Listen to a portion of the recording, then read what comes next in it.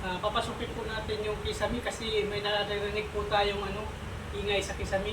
So aalamin po natin kung ano yung ingay na yun. So tara guys, samahan nyo po. Pasukin po natin ang kisame. Ganda! So ito guys, ang pasukan ng ito yung pasukan ng kisame guys. So titingnan natin kung ano yung narinig natin na ingay kagabi. Kaya alamin po natin kung ano ingay na yun. So ito po ang kisame guys. So yan guys, tingnan nyo guys yung ating kisame. So positive guys, maraming poops. Maraming poops ng daga. So pasukin natin guys. So wait lang guys ha. Pasukin natin. Ako rin papasok. So hindi doon ano. Sige. Pasok siya po pa. So Meron na yung papa po dun sa kabila na ganyan. So ayan guys, positive. Maraming poops ng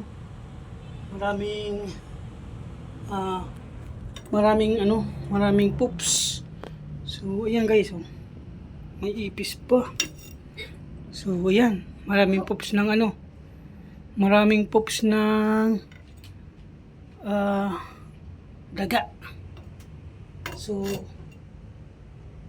ayan, tingnan natin kung ano yung nandito. Sa kisame po tayo guys. So tingnan natin kung ano yung makikita natin.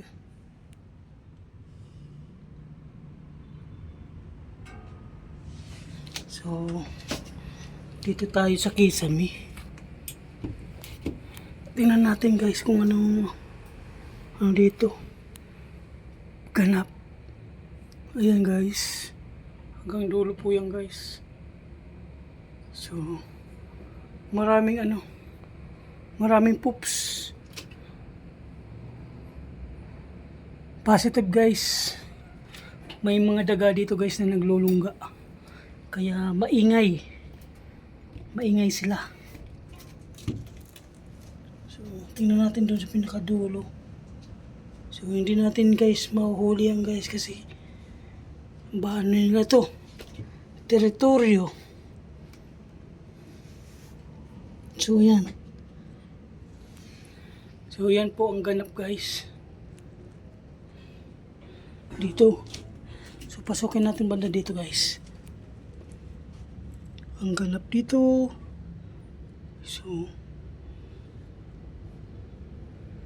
ayan,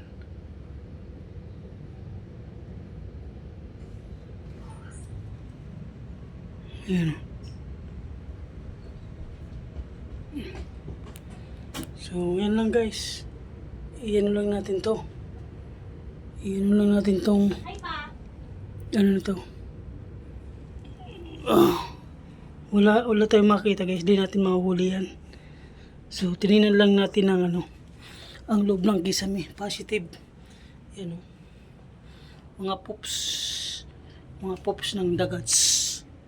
So yun lamang guys, thank you so much guys. Ang ganap, so napakainit sa loob ng kisame. So maraming salamat po sa panonood. So yan lang muna po ang update natin sa ngayon ito. Yan po ang aking tiningnan kung ano yung naririnig natin na ingay sa kisame. Kaya pinasok po natin. Maraming salamat po, hanggang sa susunod ng ating video. Thank you!